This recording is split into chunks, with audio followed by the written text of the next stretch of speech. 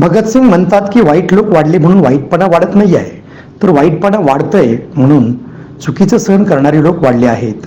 हा भगतसिंगांचा विचार आजच्या सद्यस्थितीत समाज व्यवस्थेला लागू होतोय. या देशात लोकशाही, समाजवादी, धर्मनिरपेक्ष, सार्वभौम प्रजासत्ताक राज्य प्रस्थापित करण्यासाठी शहीदांनी प्राणांची आहुती दिली. ते हुतात्मे व्यर्थ होऊ नये म्हणून युवकांनी शहीदांच्या स्वप्नातील भारत घडवण्यासाठी वाटचाल करावी, असं मत कॉम्रेड विल्यम ससाणे यांनी व्यक्त केलं आहे.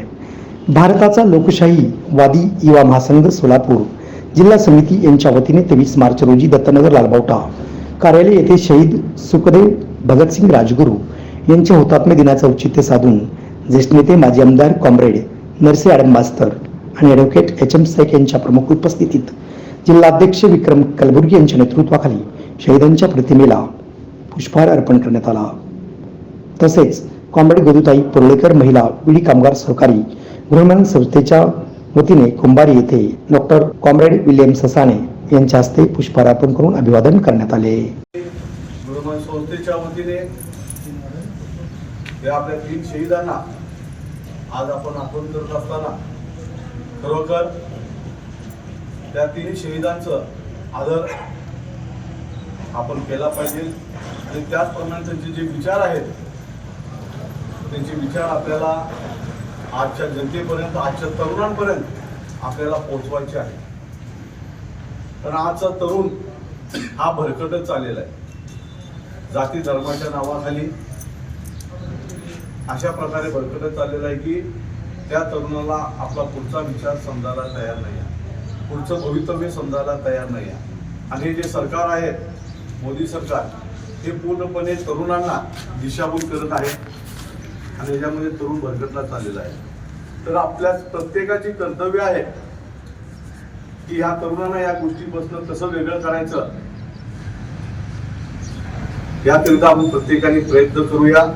आज आपण या ठिकाणी त्या 3 तरुणांना श्रद्धांजली देत असताना हा एकच विचार करूया आणि येणाऱ्या वर्षामध्ये आपल्या ह्या वसाहतीमधील तरुण ही चांगल्या मार्गाने, योग्य दिशेने आणि जनतेला न्याय मिळत अशा मार्गाने कसं चालतील याकरिता आपण प्रत्येकाने विचार करूया. प्रथम आपण या ठिकाणी त्या थोर विचारवंतांना, थोर स्वातंत्र्य सैनिकांना आपण या ठिकाणी पुष्पहार अर्पण करूया. सडकून टीका मोठमोठ्या लोकांवरती त्यावेळेस शहीद भगतसिंगांनी केले. आज गरज आहे आपल्याला त्यांच्या विचारांची, त्यांच्या प्रेरणेची. त्यांनी जो विचार दाखवले, त्यांची दिशा दाखवली, ती दिशा घेऊन या देशातील, या महाराष्ट्रातील, सोलापुरातील तरुणांना संघटित करून त्यांच्या मार्गावर चालवणे.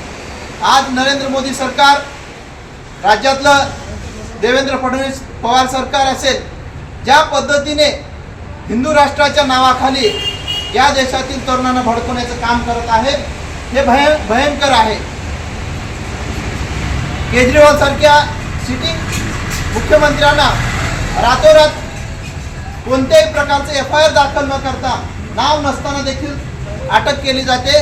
त्यावेळेस आपल्यासारख्या कम्युनिस्ट कार्यकर्त्याला, आपल्यासारख्या नेतृत्वाला, जे सातत्याने या धर्मांध संघटनेच्या, धर्मांध सत्तेविरोधाच्या टार्गेटवर असतो, त्यावेळेस आपल्याला सुद्धा तो धोका मोठा आहे. ही सुरू झालेली आहे प्रक्रिया. या प्रक्रियेविरोधात जर लढायचं असेल, या व्यवस्थेविरोधात लढायचं असेल, तर आपणाला शहीद भगतसिंग सुखदेव राजगुरू यांनी जो क्रांतिकारी विचार दिलेला आहे, यांनी जो प्रेरणादायी विचार दिला आहे, जो संघर्ष आहे त्यांनी केला आहे, त्यांनी जो केलेला त्याग आहे, त्या त्यागाला अनुसरूनच तो त्याग आपल्याला घ्यावा लागेल, तो विचार आपल्याला घ्यावा लागेल, तरच या शक्तीविरोधात लढू शकतो. ते भगतसिंगांना सोबत नाही घेऊ शकत, कारण भगतसिंग ज्या विचाराला मानतात तो कम्युनिस्ट विचार आहे, तो समाजवादी विचार आहे. तो समाजवादी विचार हा धर्मांध शक्ती, भाजप सरकार, RSS घेऊ शकत नाही. ते अनेक वेळा प्रयत्न केले भगतसिंगांना पळवण्याचा, पण त्यांना भगतसिंग कधीच परवडलेलं नाही.